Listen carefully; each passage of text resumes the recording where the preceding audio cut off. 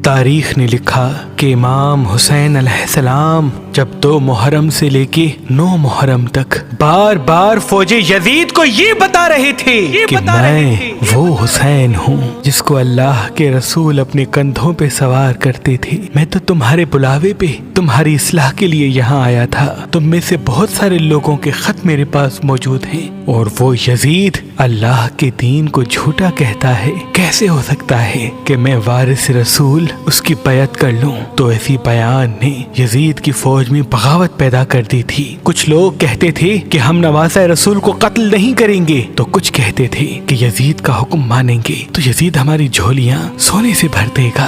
یہ خبر حارث ابن عبداللہ یزید اور ابن زیاد کے پاس لے کے گیا تو اس نے ایک خط لکھا۔ اس خط میں لکھا تھا کہ میں ہر اس انسان کی جھولی سونے کے سکوں سے بھر دوں گا جو حسین کے سر کاٹنے میں پہل کرے گا، حسین کے بچوں کو مارنے میں سب سے زیادہ بے رحمی دکھائے گا۔ میں عرب کا بادشاہ یہ حکم دیتا ہوں کہ حسین کو اتنی بے رحمی سے مارو کہ آنے والے لوگوں تک یہ بات واضح ہو جائے کہ جو یزید کے خلاف سر اٹھائے گا تو یزید اس کا کیا انجام کرے گا۔ جیسے ہی یہ خط عمر بن سعد اور شمر کو ملا تو وہ تمام ساتھیوں سے کہتے ہیں کہ یہ تو خوشی کی بات ہے کہ تم سب کی جھولیاں سونے سے بھر جائیں گی، تمہارے حالات بدل جائیں گے، تمہاری زندگی بدل جائے گی۔ بس جیسے ہی 9 محرم ختم ہوئی تو تمام یزید کے ساتھی اپنی تلواروں کو لے کے امام حسین کے خیام کی طرف ایسے ٹوٹتے ہیں کہ ان کے ایک ایک بچے کو قتل کر دیتے ہیں، بے جرم و خطا آل محمد کو شہید کر دیتے ہیں، اور مظلوم امام حسین کے سر کو کاٹ کے